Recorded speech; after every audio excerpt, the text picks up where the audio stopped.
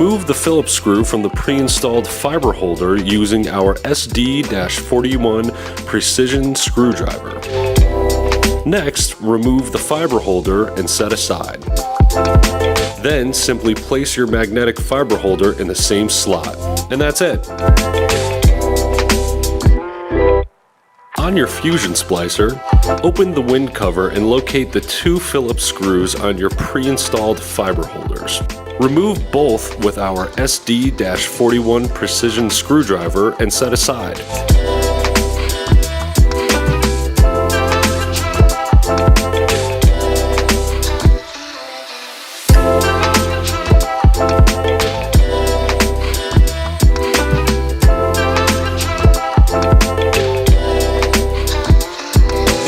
Next, simply place your magnetic fiber holders, aligning the holes to the pins on your splicer. You are now able to use Jonard Tools magnetic fiber holders to transfer between cleaver and splicer smoothly and seamlessly.